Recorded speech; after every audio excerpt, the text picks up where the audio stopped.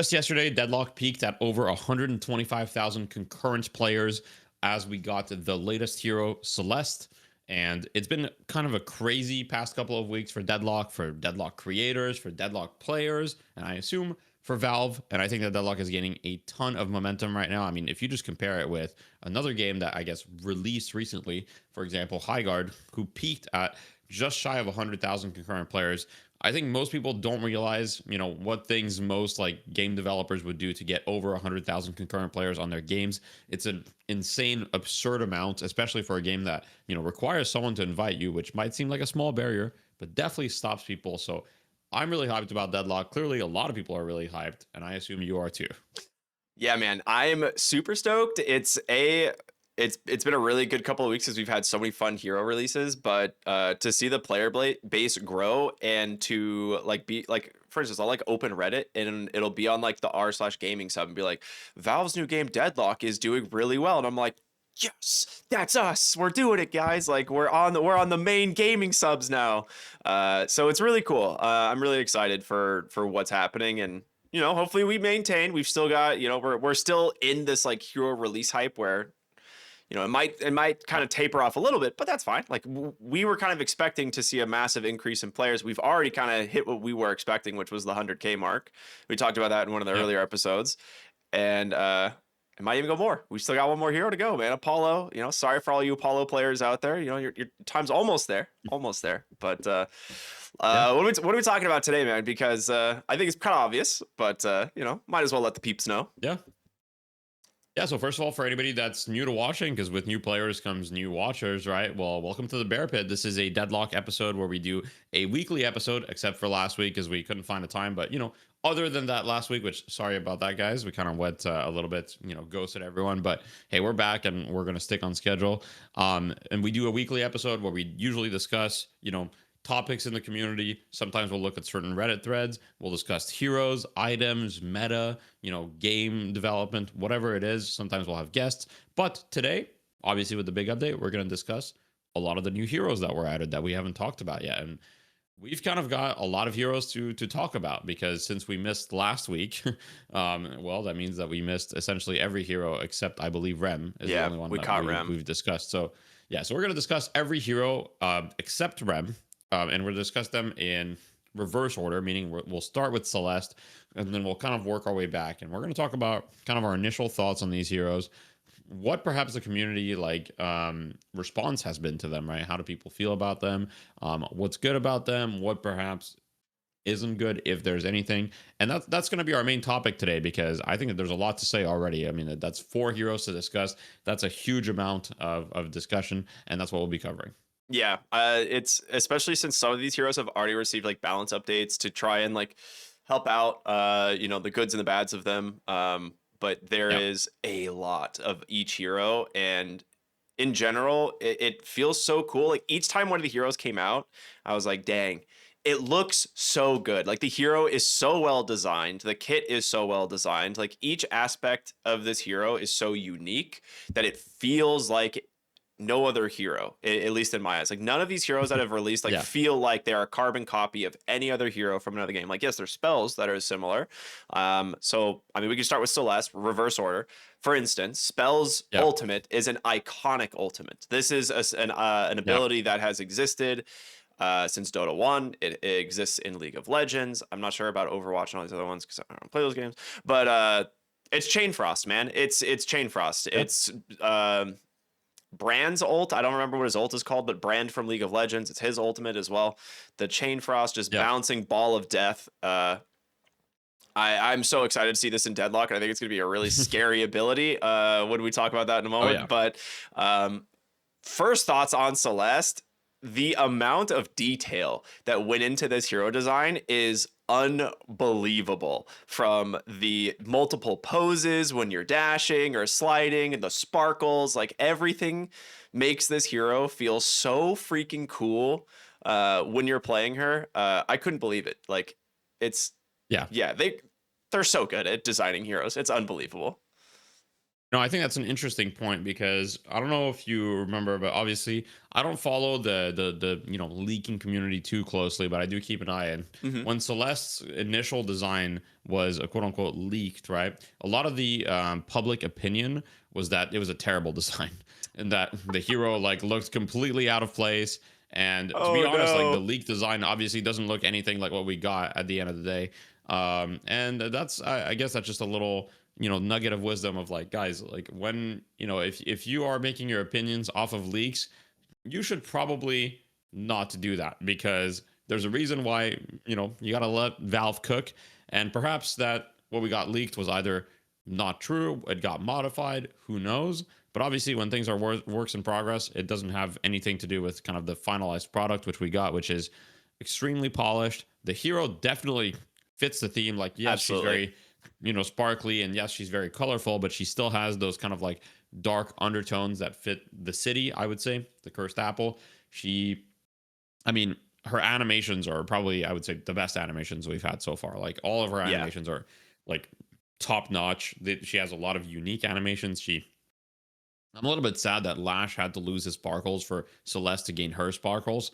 But hopefully Lash can get back his sparkles in the future. I don't know why they removed them, to be honest. But yeah, I agree with you that there's obviously like a ton of love that was put into this character, and they really did not need to go so hard. And it makes you really excited for what they're gonna do with all the characters, right? Because for example, Silver, we'll talk about her, but she has a lot of placeholder animations at the moment. And so that they clearly weren't all like 100% at the same level of readiness. And obviously they didn't know which ones were going to get voted in first. And so I'm curious, like if we got Celeste earlier, right, would she have looked the same, or would she still be missing some animations? It's kind of something to think about, but she's clearly a labor of love. Yeah. I mean, if we just look at the spell animations alone, like those Yeah, are unreal. The barrier look is one of the coolest looking abilities in the game. Like the bear is nice. the fact that like all of her stuff is light based and like has like refraction type of like light bending, the fireworks in her first ability. Like there's so many different Yeah, aspects to her kit that just it comes together into this full package of like one of the best designs that we've seen thematically in the game. And I do agree with you on the color for this hero. I think mm, initially when like you said, the leaks were coming up, people were like, oh, she's way too bright, all these things. She's full cool tone. Like even though she's like very pastel and like color themed, and stuff like that, all of the undertones are cool tones. So it makes it very yeah, different. It really roots her into the universe. She's got like her black like punk jacket almost on in a way. So it's like yeah. she feels like she belongs, even though she's so thematically different from the other cast of characters. And I think that is really a really hard balance to hit. Um, so it's cool. Let's talk about the abilities though, because Sure. these things are sick. Like your Yep. first impressions on the abilities. I'm curious. You told me I told you I'm a huge fan of the ultimate. So what was the big Yeah. standout for you on this hero? Um, for me, I think that the biggest standout was kind of like the gun at first. Like I know we're talking about the abilities, but the gun is like something So that I've never cool. really like seen in one of these games, right? Like it's quite unique. It's a gun that bounces, so you can like shoot a target directly, or you can have the kind of projectile bounce on the ground, and then it has like some auto aim involved, basically, where Hmm. depending on the angle, it can headshot, it can body shot, it can, it's got a couple things to it. And so I think it's just really cool. It allows you to bounce off walls, it allows you to bounce off the floor. It's got a lot of potential. And one fun fact is you can't buy split shot on the character. Like it's literally grayed out. It's the only character in the game that has an item, at least as far as I'm aware, Graves other has than them. like extra charge. Sorry. Graves can't use the headshot items, so Spirit Rend, Headshot, Oh, Booster, that's and true. Headhunter. Yeah, she was the first one that had Okay, yeah. the no Okay. great items. Yeah. So, I guess We'll talk about that secondary. later. Yeah, we'll talk about it a little bit, but anyway, yeah, I think the gun was like the coolest thing that I for me, and then all of her abilities are pretty cool. Um, I think that the one light eater is probably like the most unique one, I guess. Like the other ones are all things that you've seen, like you've said in other games. I don't think you can. It's a copy paste of anything, but the barrier with the silence are things we've seen. Radiant daggers is kind of just like an AOE ability that amps her damage, which is really cool. Don't get me wrong. Super cool. But I think Light Eater is like, okay, it's adding spirit damage to every single one of her left clicks. It gives you an avenue to kind of like, do a lot of damage with left clicks despite not having a lot of gun damage. And so sustain. like, yeah, and it gives you sustain, it gives you life steal. Now it can be dispelled. So for those of you that don't know, if you use dispel, if Celeste uses her one on you and then you use dispel magic, you can remove it, but it's a pretty short cooldown, so it's a little rough. Yeah, I agree. I think she has like the one is a pretty cool spell, and I'm curious how people are gonna build her. I hope it doesn't like bait people into being like, it's a gun hero, yeah. Like every time, like when Rem came out, people are like, we're gonna play him as a gun hero, and it's like, don't do that, guys. But people experiment, have fun with it. You're gonna learn. I do want to talk about the gun though on her a little bit. I realized it's coded like Psy Blades from Templar Assassin. So I always that's correct. I look at these things, and basically when you ricochet off the ground, you get like a cone based on the angle you're attacking from, and that cone is where the bounce can go to. But if you don't bounce off the ground, it will essentially pierce in a cone to another target behind the target you originally attacked. So sometimes it's good to bounce. Sometimes you want to pierce, especially if you're like jungling, you just get to hit 2 creeps. So it's a really cool ability, and or I guess like built-in effect of the gun. Also having no fall off damage was a choice that I just didn't expect. I like saw that. I'm like, is that bugged? Like they just forgot to put the number in there? It literally just said like NA. Yeah, I was like, literally just said like not applicable. Yeah, I was so confused. I thought it was legitimately like, oh, they just forgot to put the number in, and then I was like, oh, nope, this is it. It's intended. Yeah, no, I mean it is intended, and yeah, I think with her gun in lane, there's definitely times where you just want to like shoot the troopers directly, and then you can ricochet from the troopers like onto the enemy heroes if they're not careful. I think positioning against her is going to be kind of positioning against Templar Assassin. For those of you that are familiar with Dota, where you're going to need to be careful about where you're positioning yourself relative to Celeste and the troopers, so you're not in a line where you can get easily hit from a trooper. It's going to be a skill of its own that people are going to discover. We're going to let everyone figure it out. As far as the gun goes, and building gun, I actually think that this hero can benefit from a lot of gun items. I just think you don't want to build actual gun damage on her. But like for example, you can items like ricochet, items like anything that gives you fire rate, kinetic dash, toxic bullet seems quite good on her I as was gonna well. say toxic is a given. I agree. Like, I don't think there's bad gun. I think there's always an argument to be made like you can build some gun items, but building her as a gun she's hero. not a gun hero per se, but I think that's part of the, for those of you that have seen my latest video, I think that's part of what I'm saying about uniqueness is like, you can build gun items. You're just funneled into building specific types of gun items, right? And so you're like, okay, well, you don't really benefit a lot from gun damage itself, but you benefit from fire rate, you benefit from on hits, because since she has no fall offs, you can proc toxic bullets from like really, really far. Even if you're super far, like it still takes the same amount of bullets, right, to proc toxic bullets. 31% really buildup, I think. Which it's is pretty 32%, quick. 32, okay. You're close. Yeah. I was like, I knew it was something around 30. That's pretty good, though. It's like they made it so it just barely takes 4 bullets, right? It just can't be 3. Yeah, it just can't be 3. It's at 2 bullets, which is pretty good. And the thing is, toxic bullets is spirit damage, and she gets spirit amp from her third ability, which, I guess we should talk a little bit about how her kit synergizes, right? Because I think that's one of the things that really makes the new character stand out. Is I think a lot of their kit like synergizes. For example, we'll talk about Venator in a bit, but there's combos on almost every hero that you can do that's like, oh, this ability makes your other ability better. Good design. So on Celeste, it's like, well, your one just gives you spirit lifesteal on the target, right? And then all of your abilities do spirit damage. So that's synergy right away. And then she kind of wants to be close to use her one, right? So they give her a barrier so that she can feel a little bit tankier getting close. And on top of that, they give her kind of like insane movement. We haven't even talked about the movement. I forgot about that. This hero gets low gravity, 4 base stamina, increased air control. The only hero in the game that gets increased air control other than Holiday, but Holiday gets it based on an ability. She gets it, just perma. So you can literally bunny hop on this hero, which is kind of like, Valve added bunny hopping to a MOBA. I mean, that's just a crazy tagline. Like, and then, with the movement and the shield, she can get close to use her Light Eater ability, right?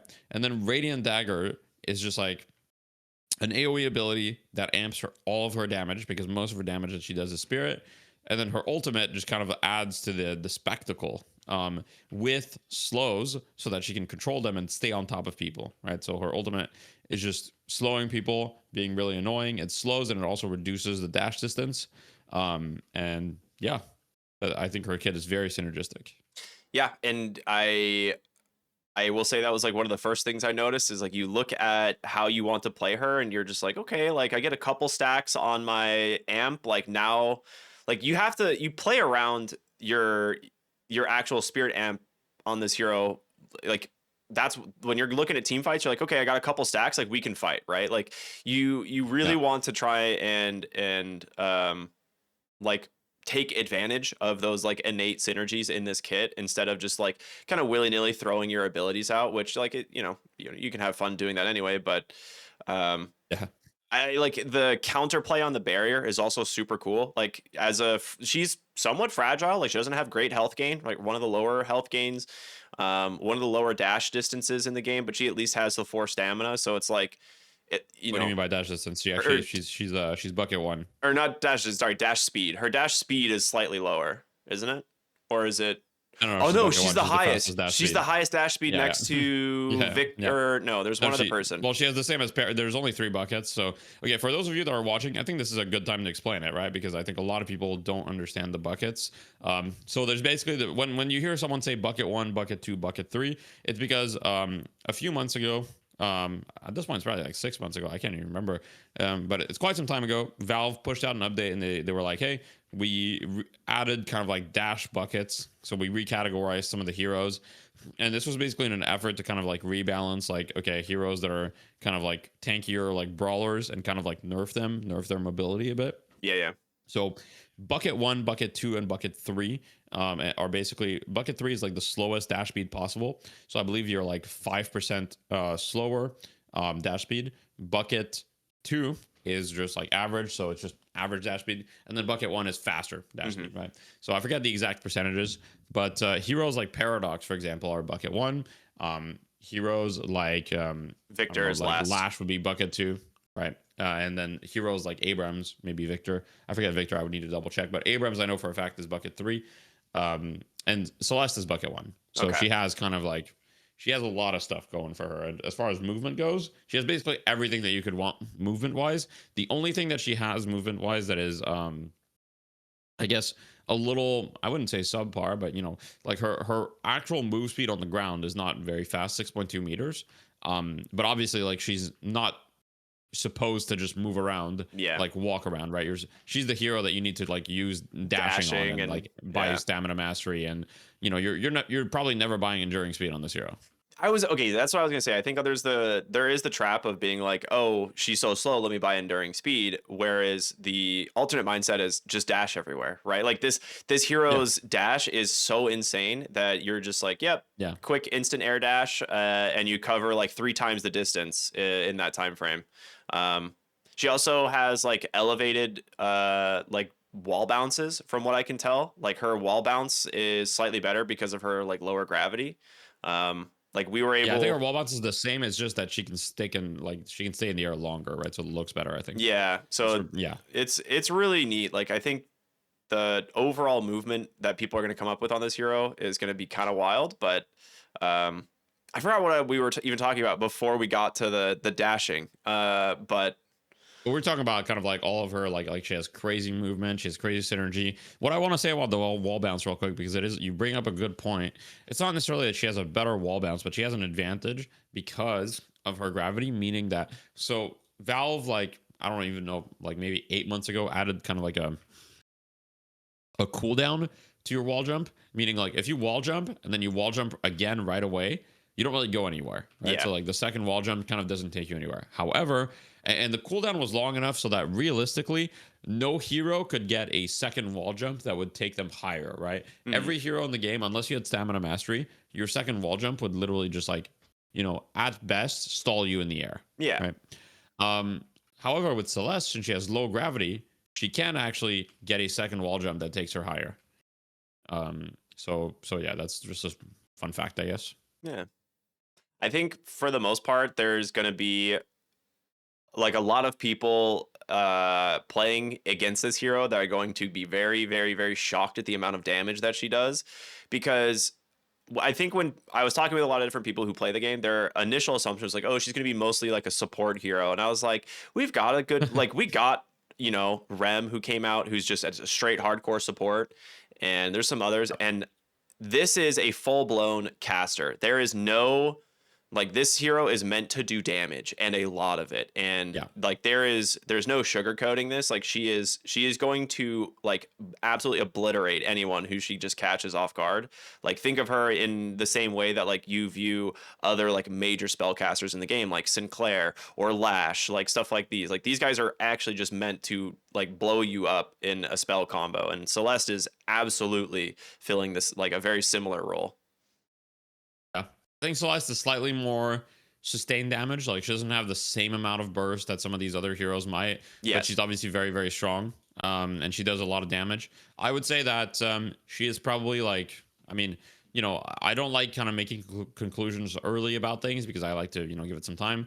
But she is probably the most overtuned like new hero that we've got. Like I fully expect to see Celeste nerfs, like, Yeah. pretty soon. Like as in she seems to just be like really strong. She does like kind of a lot of everything, and like, yeah, I've seen some Celeste like do poorly because she's new. But she still strikes me as definitely like she just does a little bit too much damage.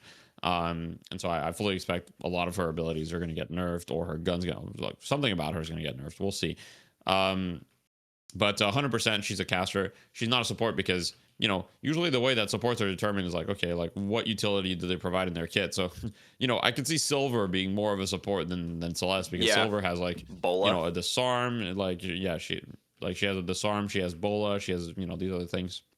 Yeah. Now, I'm not saying Silver is a support, just to be clear, but I'm saying Silver has more supportive abilities than Celeste does. Celeste really only has two things.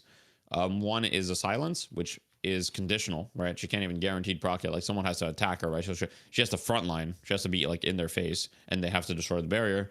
And the second one is just like slows Yeah. from her ult, and that's basically it, right? Like otherwise, it's just like damage. Yeah.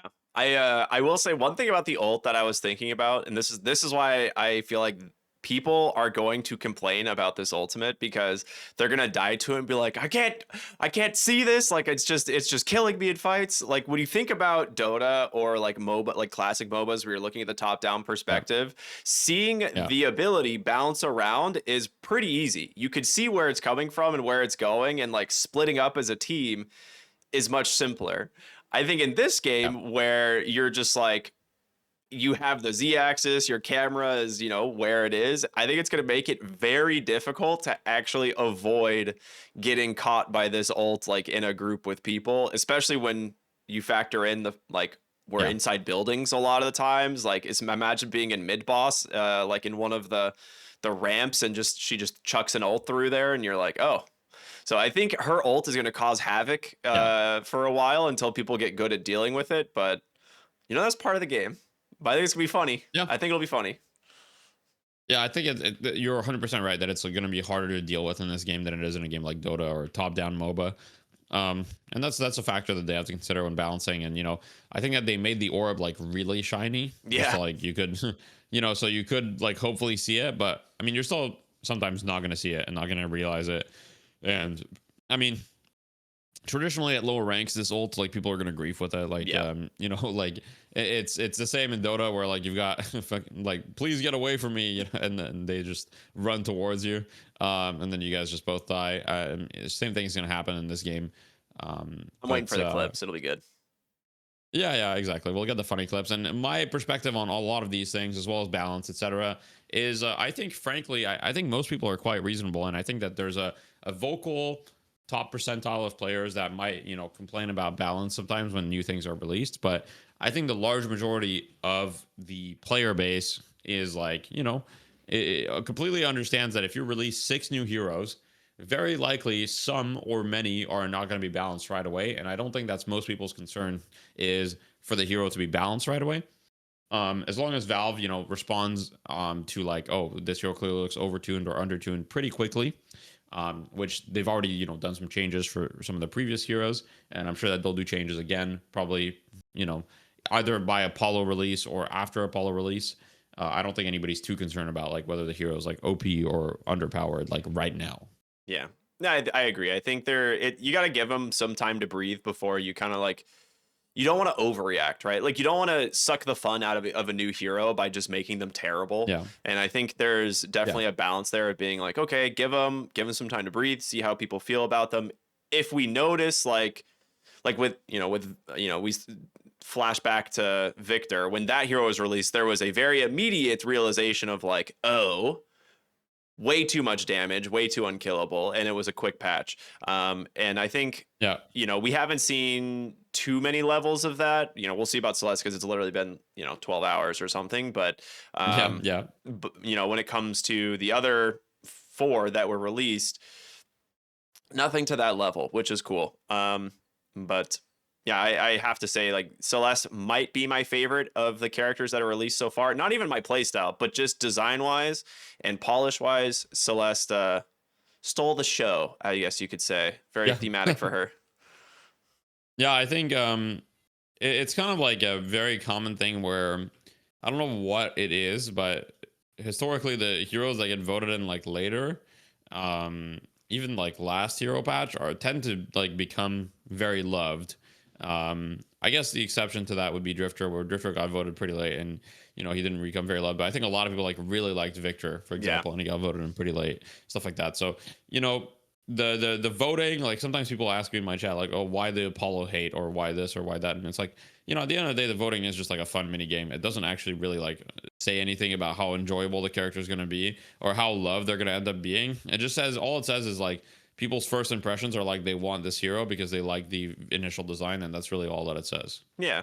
Yeah. I agree that it's a cool, fun mini game, and I'm glad that they're still doing it. I think it's probably the most engaging.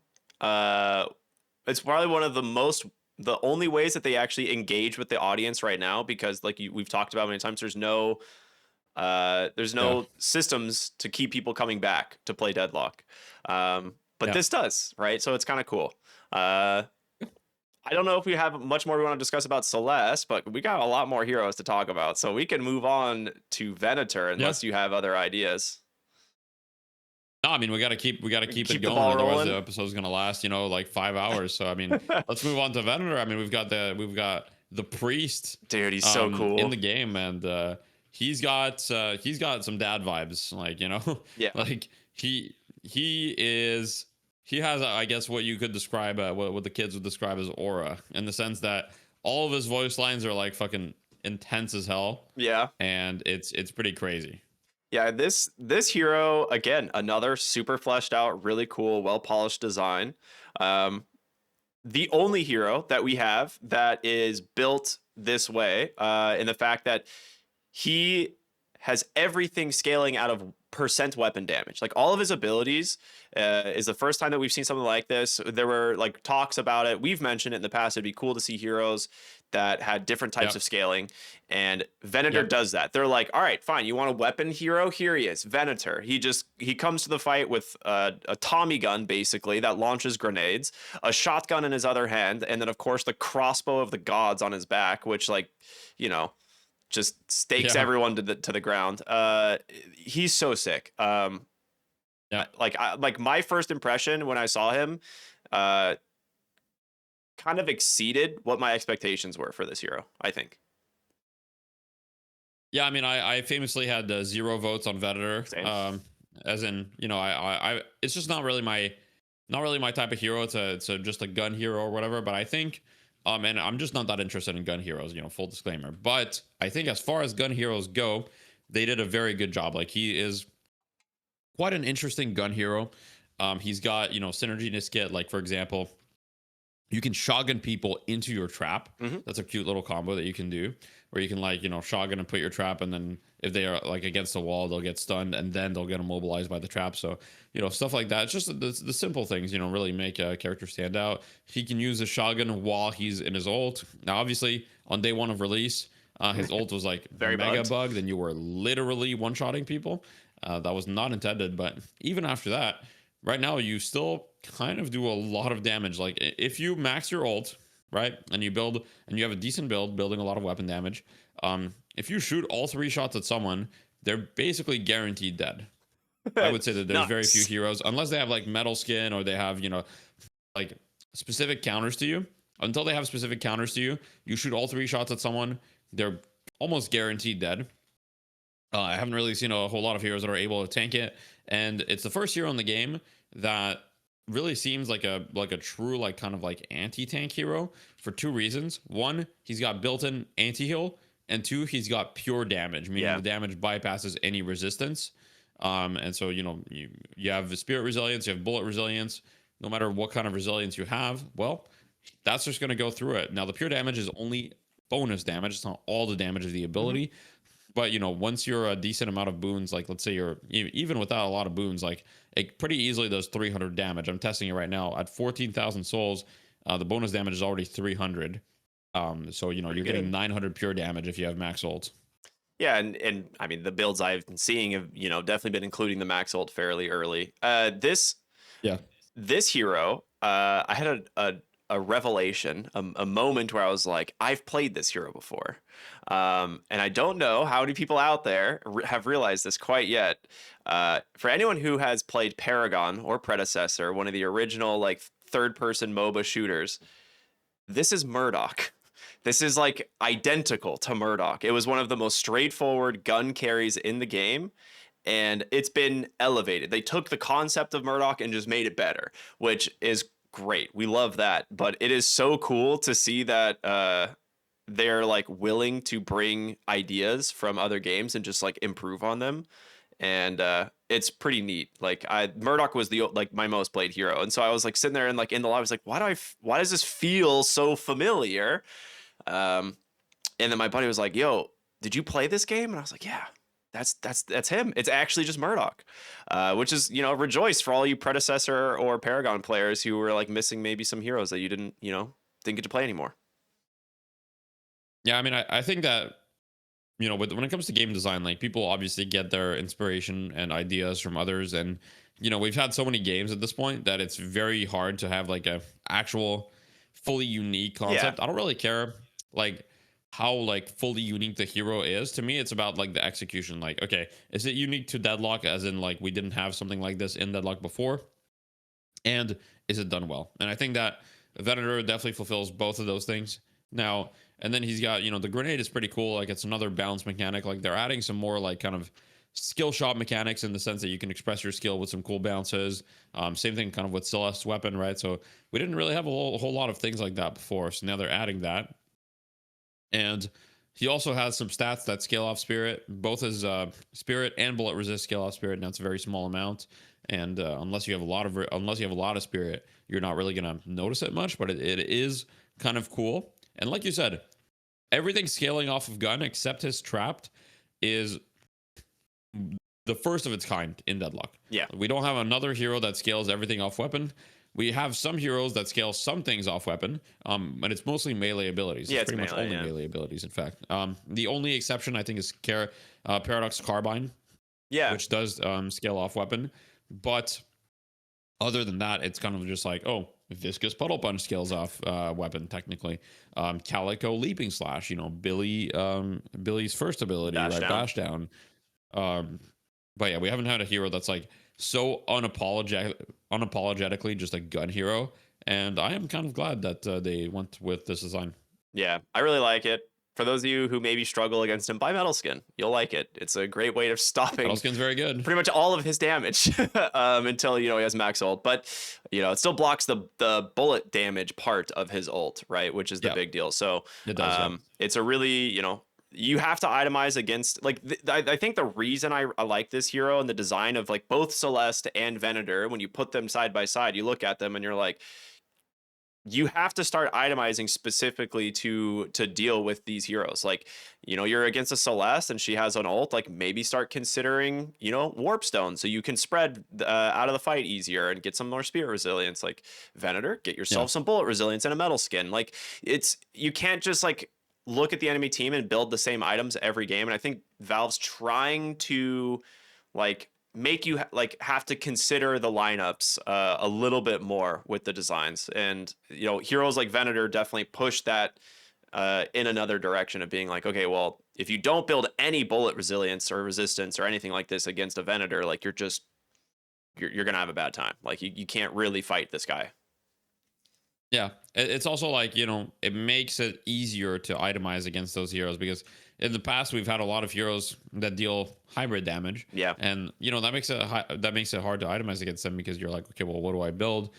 For example, like if a wraith is really fed, well, the best item that you can buy is just curse to prevent her from shooting, because as far as defensive items, right, a lot of defensive items against wraith are not that good, because it's like you're either like, if you buy bullet resilience, okay, well, she's going to do a bunch of spirit damage. If you buy spirit resilience, she's still doing a decent amount of gun damage to you, etc., etc. So against Venator, it's like, hey, if you have plated armor and bullet resilience, he's going to do the pure damage of his ult, yes, but a lot of his damage will be heavily mitigated. And if you're against Celeste, well, you buy dispel magic and spirit resilience. Well, all of a sudden, you can dispel her one, but it also gives you spirit resist, right? Dispel magic gives you spirit resist. And then on top of that, you get spirit resilience. Now you're like super tanky against spirit damage. And so it's going to be hard for her to kind of, finish you off. Yeah.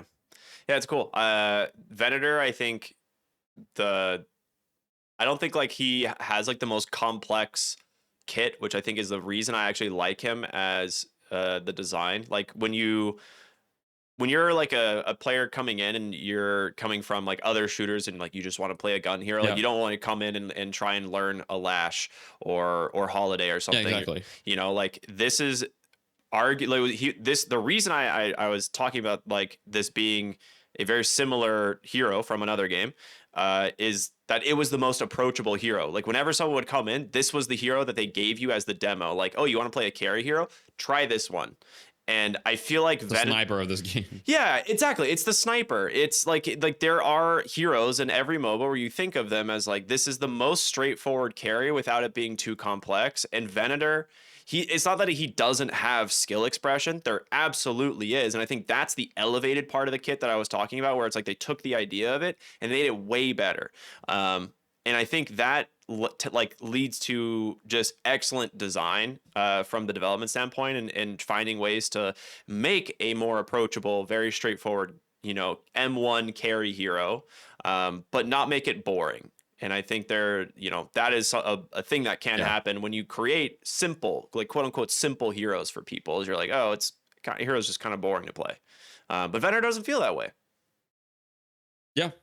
I think simple heroes are great. And I think there needs to be, heroes for different types of people. And I 100% agree that having like a approachable hero with a satisfying gun, satisfying ultimate, right?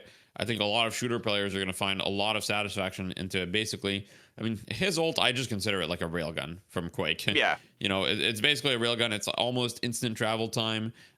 It's like insane amounts of damage to the point where it can one shot anyone that's like half HP. If you have it maxed, then you have a decent amount of weapon damage. And so I think it's going to be incredibly satisfying to those shooter players to feel like they can just pull out that and just one shot someone.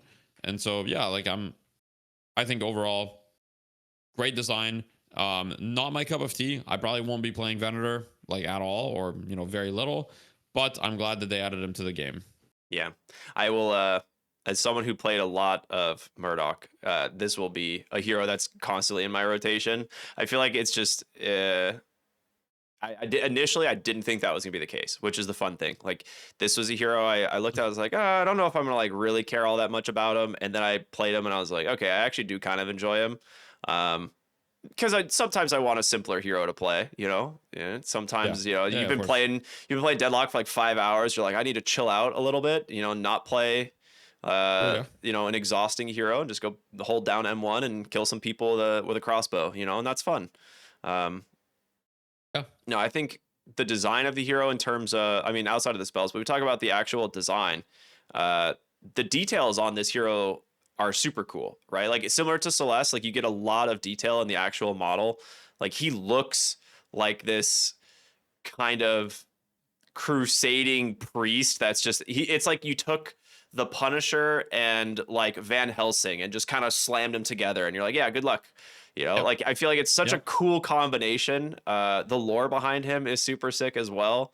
He's like the most notorious of the of like the guard, I guess. Like he's the Venator, Yeah. It's neat. I think it's really cool. And for those of you that have seen, like, I felt like if you've seen like Helsing Ultimate, like the anime, or I felt like that was a very like Helsing Ultimate design. Yeah. Is the kind of like vengeful priest archetype, I guess. I think it's awesome. I think they've done a great job, and they cook all the voice lines just go really hard. Like all the voice lines are awesome. So, happy to have him in the game, despite the fact that I'm probably not going to be playing him. I'm sure you're happy because you're going to be playing him a lot. I'll just be playing, the other heroes like Graves, Celeste, Rem, and all these other heroes, and maybe Apollo. Who knows? But yeah, Yeah, shout out Apollo. We'll get to you eventually. yeah, Well, we can move sure. on to Graves then. A hero that I Yeah. guess we both love. I've actually been playing this hero a ton, so I'm curious how you feel about her. I think this was the hero I was the most excited to get my hands on.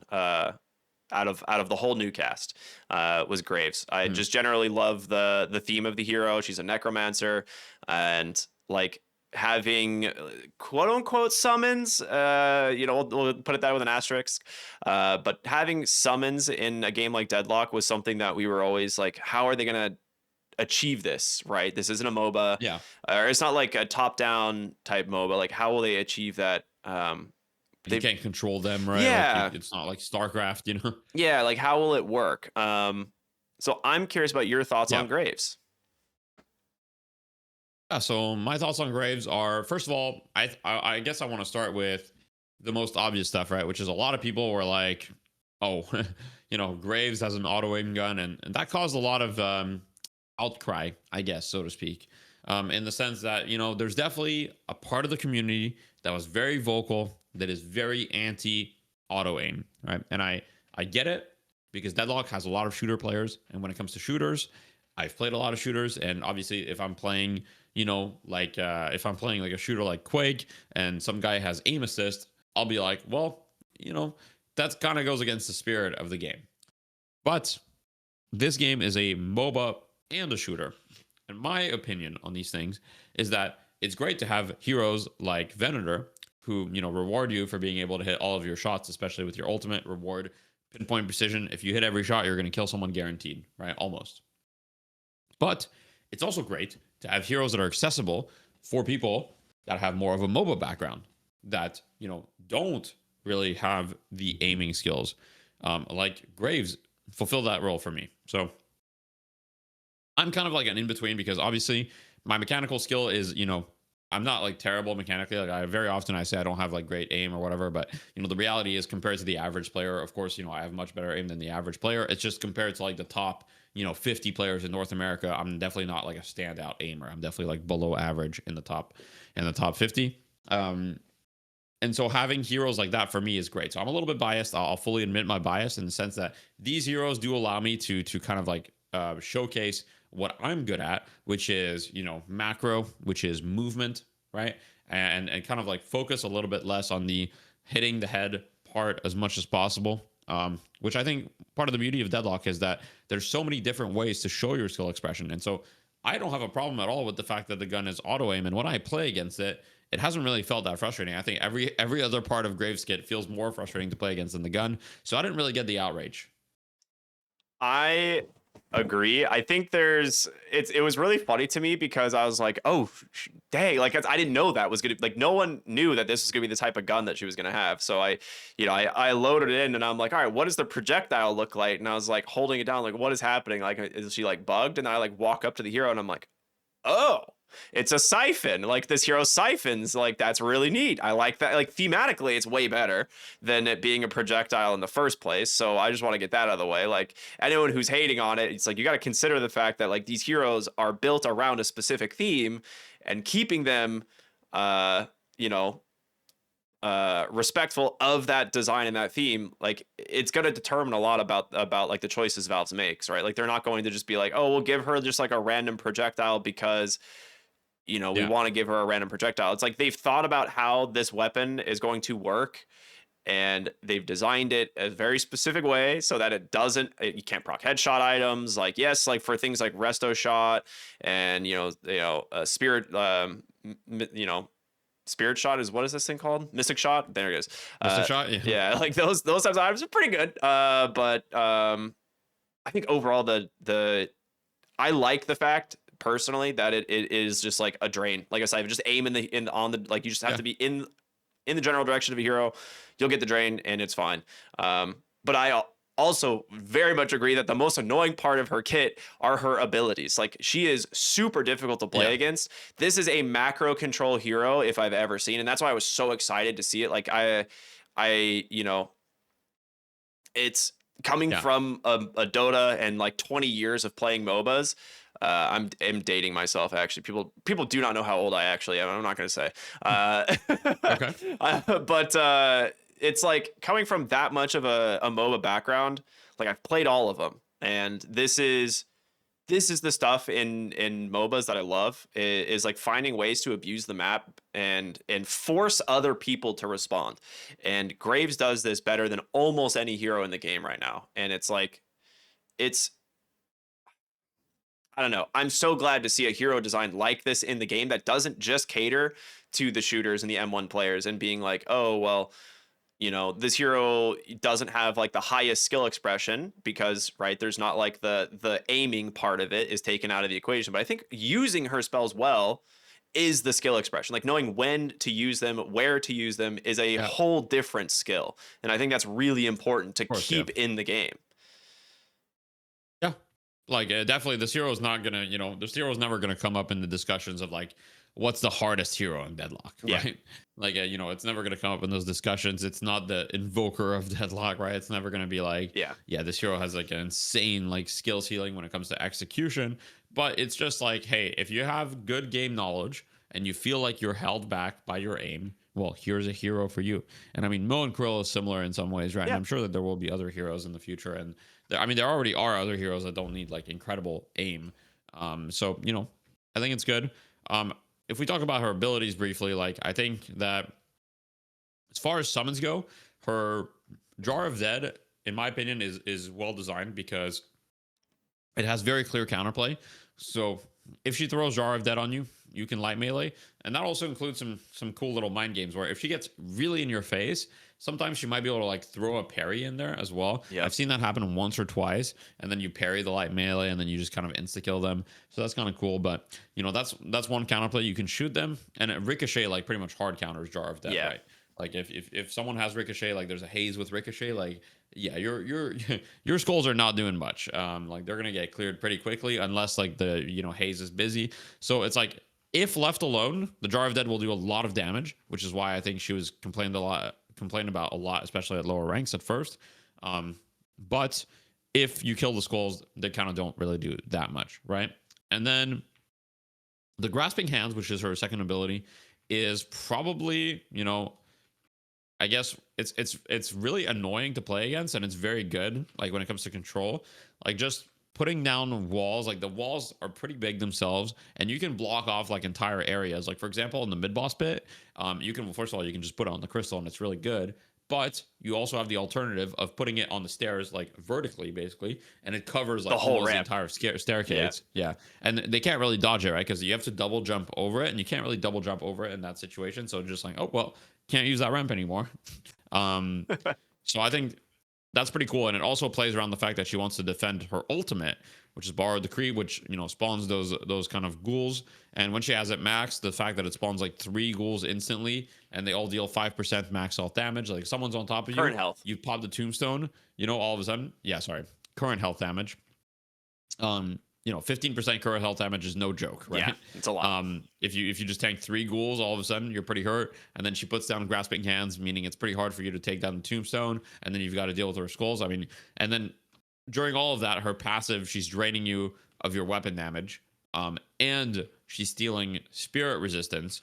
So part of the thing about the new heroes is that they're also making it so the new heroes counter specific types of heroes. Yeah. Right. So, for example, Graves is going to help enable your team if you have a lot of spirit damage, because she steals spirit resist, and she's also good at kind of like being an anti like high weapon damage. For example, Venator really likes having weapon damage. Well, Graves can be like, yoink, here's your weapon damage, thank you very much. Yeah.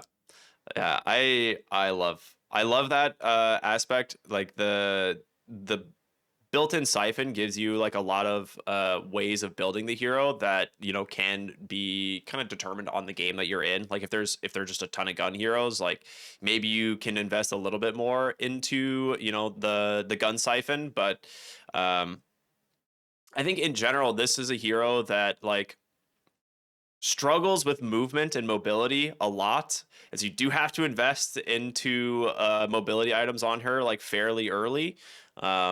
I think the like as someone who's been playing her quite a bit, like I'm getting Arcane Surge, Superior Stamina, and Fleetfoot every single game. Like I'm literally building like 4 to 5 mobility items on this hero every single game, because if you can't kite, the thing she's most susceptible to is being kited. Like Graves has the shortest weapon fall off of any hero in the game, and it's not like, oh, it's gonna do like with other heroes like outside of Drifter, the gun just does less damage as it goes farther. Her gun literally can't hit you if you're far enough away. She can't knock people off zip lines. Like she has a lot of things that she can't do if they're far enough away from her.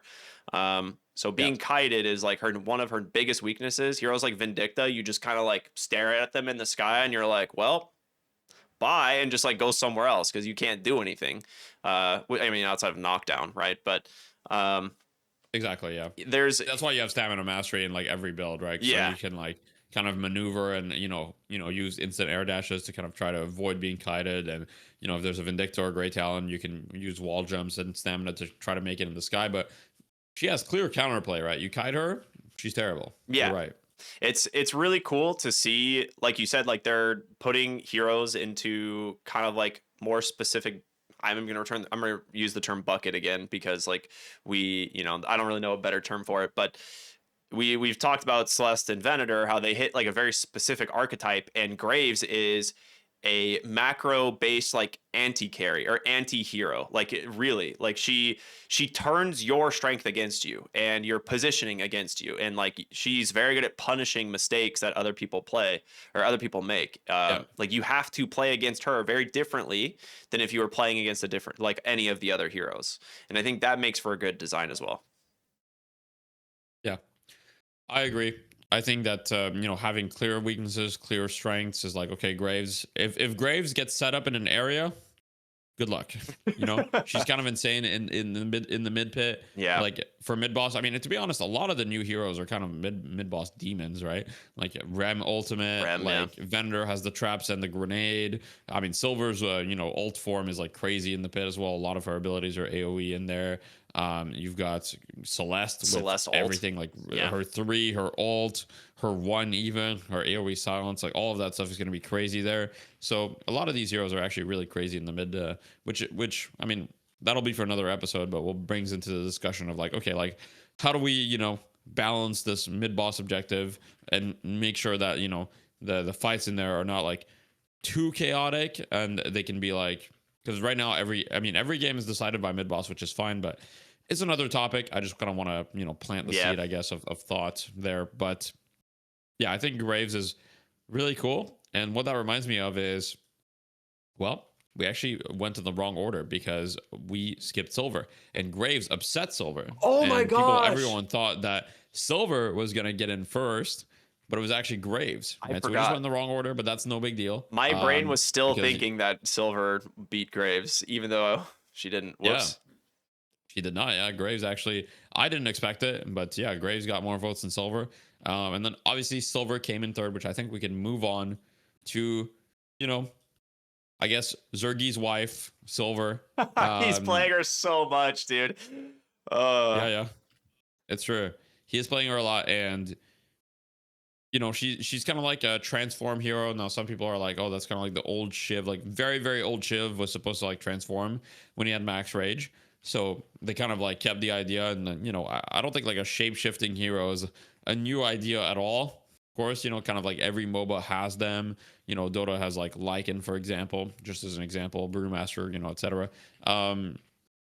But I think she's done kind of very tastefully. She needs to do damage. I think she's one of the highest skill ceiling heroes that they've added out of the new heroes. Like she's not easy to play. Like I do believe she's extremely strong, but I think in the hands of most players, she's not that easy. When you get in her wolf form, I don't think she's that hard to play. But the hard part about her is like navigating her human form, which had to get buffed because it's kind of like, It was you bad. know, almost, I don't want to say unbearable, but it was really tough. Even though her wolf form was like kind of OP, and that some parts about it got nerfed, like her human form was like, well, you had to work hard to get the wolf form. Let's just put it that way. I actually really liked that balance. It's very tasteful because you're right. There was the moment where it's like, oh God, you could see she's howling, like you can hear the transform coming, and you just split and you Yeah. run for your life because if you didn't, she Yeah. was gonna kill you. And there's like, it was fun for like a day, and then you're like, all right, it's too no more of this, guys. Like, come on. So they tuned down the wolf form quite a bit on its initial based stats. It still scales and does a lot with investment, but then they massively massively. They buffed quite a bit of her human form and made it easier to Yeah. kind of transform as well. Because it you want to be able to utilize both aspects of this hero. And if there was legitimately fights where it's like, oh, if you got like if the fight started on you and you were playing silver, you couldn't actually get your spell combos off, so you couldn't actually activate your ult. So you just were gonna like, okay, I guess I won't fight. Like I'm just gonna leave Yeah. and go do something else, which is not like it felt bad. Like you're a hero without an ultimate at that point. So let's talk a little bit about the abilities because I think Yeah.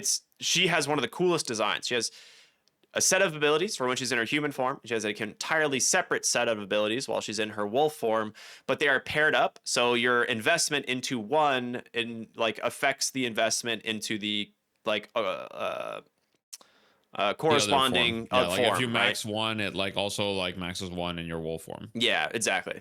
So yeah, you want to just run through them. First ability. Yeah. Yeah. I mean, you've got Slamfire, which basically is a reload, which is cool because she's a very, very low max size hero, right? So they included kind of an instant reload in her kit so that you can kind of, still shoot your gun and then instantly reload. And every shot in Slamfire does current health damage. And if you max Slamfire, then you do a bonus current health damage if you hit every shot, which is 8%, which is very cool. So it's most people kind of go max Slamfire in order to kind of get an easy transform off, but you do need to hit every shot. So even then, it's not that easy unless you're playing against targets that have kind of huge bodies. You need to hit every single shot, which is definitely not easy for most people. Then you've got I guess I'll start with all the human form and then we'll go Yeah, into yeah, wolf form. that sounds good. You've got, boot kick, which is kind of cool. It does some melee damage and a little bit of spirit damage. And you can actually like turn around and like send someone flying the other way. So you can kind of like kidnap them a little bit. Now, flying sounds like they're going really far. They're actually not. It's just like a meter or two, but you can slightly displace people with this ability. And it's cool because it applies melee items like melee lifesteal and lane, for example. Then you've got Bola, which I want to add. Yeah, they're adding some movement heroes to the game, but a hero, an ability like Bola hard counters like a hero like Mina or Lash, for example, right? Like all these stamina dependent. Even Celeste, for example, Yeah. you can't jump, you can't use stamina, you can't use movement ability. So even a hero like Celeste, if she gets Bola'd, she's gonna be pretty vulnerable, right? So I think that they're adding more movement options, but they're also adding more CC options. So Bola, yeah, I just kind of read what it does. It lasts 1.5 seconds. And then, like in Curse, you deal damage, you transform. And then in your wolf form, your slime fire becomes go for the throat, which is essentially just like you bite them. And then you do like bonus damage as missing health. So she does current health damage with her slime fire, and then her go for the throat does damage as missing health, right? So the idea is you get them low with your one, you transform, and then you finish them off with your one again. So it's kind of a cool idea. And then the two is just movement again, so you kind of have another type of leap in your wolf form where you just like kind of go jumping at them. And then the three is a disarm. So instead of being a anti-movement ability, it's anti-shooting. But all of her abilities kind of keep the same spirit in both forms. So the one is a damage ability in both forms, the two is a movement ability in both forms, and the three is like a CC ability in both forms. Yeah, and it's the way that they scale with investment is pretty neat as well. Like deciding which one you want for the specific game. Like Bola, I think has some of the most like potential to catch people off guard, like you said, because people are investing so much into movement, especially like we're at a superior stamina patch in a way where like almost every hero like most heroes are investing in a superior stamina, with like some of Yeah. the nerfs of the past. So Bola catches people off guard and they don't really expect it, which is nice. I think does like in terms of design, this is another like S tier design. It's not a hero that I'm really gonna play. It's not really my archetype. But I like she just from like the couple games I did play and like testing her, it's super fun regardless. It's just like you mentioned, very difficult to like for new players, like people who are coming in and trying this hero out. Yeah. It's not super intuitive. Like her gun, very slow, low rate of fire. It reloads one bullet at a time. Like realizing how to hit your spells like correctly because she has basically 3 skill shots in her human form. Like it's a difficult hero to get good at. So I don't think it's going to be Oh the yeah. most approachable for most people, but design wise, dude, this is if this is like if you kind of like these like high skill expression and like melee combined with a melee bruiser in some way, like this hero is right up your alley. It's super sick. Yeah, I think she's awesome. I don't know if I'm gonna play her a lot or not yet. I kind of, with these new heroes, one thing that always sucks when there's new heroes released is that you can never really spam them, Yeah. right? Because like everybody's trying to get them, so even getting them for one game is like a struggle. And so it's for me, I like to spam heroes, right? So I like to play one hero for like 10 or 20 games and just like exclusively play that hero, improve at that hero, like kind of focus on that hero for a little bit, and then once I've got them down, then I can kind of like add them to the roster and like pull them out, pretty much whenever. um which funnily enough I was kind of able to do with Rem, because Rem fell out of popularity fairly quickly because he's a support hero, at least at high MMRs. Yeah. And so like it's actually been very easy for me to get Rem. And my trick is I also put all the other new heroes as like double up arrow in my selection, and so I was able to get Rem. I actually have let me see how many That's games so of Rem I funny. have. I have 52 games of Rem. Jesus. All right, yeah. I mean, I a buddy that I play with all the time, he's just been playing Rem every game and he gets it almost every game. Like it's pretty Yeah, reasonable. yeah, it's not so hard. Silver is still kind of hard to get for Yeah. sure. I mean, Celeste is impossible to get, right? Silver is still kind of hard to get. Graves now is actually not that hard to get. I get her anymore. I've almost been able every to get game. a lot of games on her too.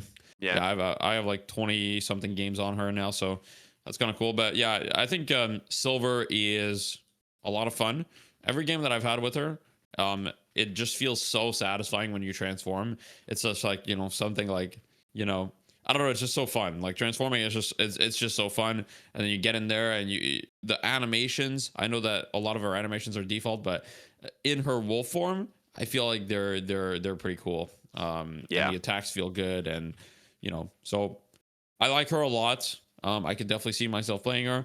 I think she's cool design. I think she's like kind of frontline anti-carry that is very squishy outside of her wolf form. So Yeah. in her human form, she actually has one of the she has the lowest health gain in the game, I believe, tied with like Mina and Vindicta, or she's like basically down there. I don't know if it's like lowest, but it's like bottom 4 for sure. Yeah. And so she actually dies pretty easy outside of her wolf form, and I think that's cool because that gives the opportunity of like the strategy of like, hey guys, if we kill Silver before she transforms, then we just win the fight, So that's a cool like counterplay, I think. It's so funny when you see this happening and you're like realizing like we're on a timer, we need to get her before the transform, and then she gets like one last spell Yeah. in and she's like a sliver of HP and you're like we're gonna get her, and then she transforms and has She like transforms. just becomes this monster with like 900 more HP and it's just like I'm gonna kill you for that. Also, Yep. one thing we didn't mention, which I guess probably might be obvious to most, when she's in her wolf form, she's a true melee hero. Not Yeah. in the fact that like you hit the melee button, but her like M1, her auto attacks are melee range. She's just swiping with her claws in front of them. They are AoE and they cleave everything in front of her. So she is a true melee hero in her ult form, which is the first. Again, another first. Yep. Like we don't have stuff like this in the game yet. So they don't proc melee effects in the same way that they aren't parryable. So it's still treated like a weapon, but you can't parry or do stuff like that. Yeah, which I think, once again, I mean, just very unique, right? You have Yeah. to play within a certain range of her. If you manage to kite the wolf form, then once again, it gives, clear counterplay. She has clear weaknesses in human form, very clear strengths. Is she overtuned? Maybe. I mean, she feels really, really strong in wolf form, but time will tell. I'm sure Valve can get the balance right, so I'm really not concerned about, a hero being overtuned right now or not. Just more so, are they fun to play? And man, she is a lot of fun to play for sure. Yeah, I completely agree. I think she's super well designed, just like on par with all of the other heroes that we've seen so far, and it's really cool to Yeah. see, right? Like we're up to, I mean, 37 now. We'll have 38 heroes on Thursday, but Yeah. of all of the last 12, essentially the last two major hero releases, it has been a pattern where it does, you do definitely see the attention to detail and the amount of time and effort that goes into these hero designs. And Yeah. they all feel exceptional. So I'm really excited to see what Apollo is going to be like. So sorry for all you Apollo fans out there. You had to wait, maybe he ends True. up being the sickest hero and we're all going to look like idiots and we'll be like, damn, we should have voted for Apollo first, like who knows? Maybe. But it's just a couple more days. Yeah. Yeah, I mean, 2 more days from the recording of this episode, he's coming out this Thursday, and it'll be the last new hero. And I think as kind of like some ending notes to this episode, just I guess a few like announcements. Is this weekend on the 14th we are hosting a Street Brawl tournament at Deathslam Events. So check it out. It'll be on the twitch.tv/Deathslam Events, and it's going to feature the top teams from North America and from Europe. So we've got the return of Buff Enjoyers actually, which are called Street Brawl Enjoyers or Brawl Enjoyers. Sorry, no. But yeah, it's the team with Listic and Zergi, etc. And it's mostly a for fun thing, but it does have a prize pool of $1,000 per region, sponsored generously by Tetsio. And yeah, it's gonna be a fun time. Obviously, it's gonna be all random because Street Brawl with meta, I don't think anybody wants to see that. I don't think people are, it is the for fun mode at the end of the day. I don't think people are that interested in min maxing the for fun mode, and I don't think people necessarily want to see it. And I don't think people want to see like other people just super try hard, going for all the try hard comps, etc., etc. So even though there's a prize pool and it might feel a bit not ideal to have all random, we are doing all random for that. And one difference though is that the players will be able to select their heroes. So we're gonna give the team random heroes, but the difference with what Night Shift did is that we're gonna let the players hey, like if you want Zergi to play this hero, that's fine. Like you give them the 4 heroes, and then the team chooses which, like how the distribution of the heroes to the player goes. Exactly. That's neat. Exactly. That's a cool way to do it. I like that. Yeah. So we're just gonna randomize the heroes using the stat locker randomizer thing. Nice. That's cool. I like that.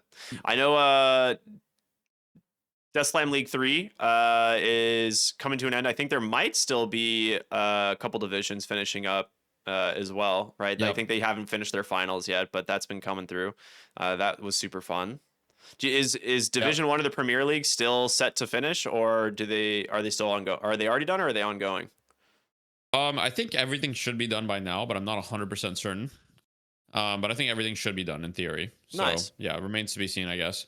Obviously, we've got like a DDS, as we call it, which is the Deathy's Death Slam, which is just the tournament for kind of like lower ranked players. We had signups for that. We got kind of a lot of signups, almost 900 signups, which is by far the most we've ever received, which makes sense. Now, there's no way we're going to be able to accommodate all 900 realistically. Well, first of all, it's probably just not going to work from a matchmaking perspective because we have to kind of like make the teams and everything. And also just like I just don't think our infrastructure might not be able to handle like 900 new players joining all at once. That's a lot of players for admins and everything. And like everyone at Deathslam Events is a volunteer. Is something to remember. Like we're not really making money yet. Maybe in the future, when we'll be, obviously the hope is to make money at some point, but so that we can, pay staff and do cool stuff and stuff like that. But right now, everyone's volunteer, so everyone's doing it for the love of the game, the love of the community. Yeah. And it's a lot to ask of our admins to have such a workload. But anyway, if you guys are curious, check out that Deathslam Events Discord. We'll put it in the description. And if you want to find a community that has a competitive side that's not just for the top 10 players in the world, that's basically your place. Because I don't really think anybody else is doing anything like this on events at the moment. I'd say we're pretty unique within Deadlock. I'd agree. I think you definitely are. It's one. I played in one of the Death Slam tournaments. So I played in Deathy Death Slam 3. I played in uh Death Slam League 3. We just wrapped up this weekend. Yeah, big recommendation. If you guys are looking for something that's a little bit more competitive but still casual, right? It's not like there's not really anything on the line. It's just a fun way to meet other players, improve, and if that's what you're looking for, definitely check it out. You But get free coaching in the tournament. In the yeah, league, no, but in the tournament, you get free coaching. So. yeah, one free coaching session was pretty huge. Yeah, we got ours with Lona. Good guy. He's a funny guy. Nice. Um, You should have gotten 2 though. I mean, I'm sure he gave you 2, but yeah, maybe maybe, you forgot. probably. No, I don't know. It was a while ago. Yeah, It's a little bit a while. ago. It's been a while, but yeah, usually it's 2, so 2 hours. But anyway, yeah. It was a good time. But yeah, I mean that brings us pretty much to the end of episode 9. I'm just curious, like we'll ask the viewers really quick if you guys have been playing. Which hero has been your favorite, right? Of the new 4 that we talked about today, and we'll kind of run a poll later today or after Thursday, maybe most likely after we see the last hero Apollo come out and see who likes who. But it's been fun, man. We're glad to be back. We want to say thank you, of course, for always tuning in. If you guys missed us, we're sorry we missed last week. We'll be back, weekly episodes as promised. Every once in a while there might be a missed week, but hopefully not very often, or maybe never again. Yeah, I mean, we'll see. it's just kind of like circumstances adding up where you were busy with the Dota tournament, and like obviously during the new hero release phase, I was just really busy with like a lot of different stuff, so it was just kind of hard to. The times that worked for you didn't work for me, and it's just one of those things where it's just really hard to make it work. But in the future, we shouldn't really miss weeks, and if we do miss weeks, we'll communicate a little bit more. So do apologize for that. And yeah, that's about it. Any closing thoughts? No, man, I'm excited. I'm going to try and play Celeste today because I think I cooked a pretty sick build on this hero, but we'll see how it actually plays out in practice. It's been a really fun couple of weeks. I'm just genuinely excited for the amount of people that are getting into Deadlock and playing the game for the first time. And if you guys, if you are new, like if you guys are finding this podcast out for the first time because you're like trying to get in touch with the Deadlock scene and figure out, what this game is about, consider following the podcast. Consider following Deathy or myself on either on Twitch or wherever. Like we're always happy to engage and help new people. So yeah, it's fun, man. We're in a good time. Good time to be a Deadlock fan. I'll say that. Definitely. All right, well, guys. Well, thanks for watching, and we'll catch you next week.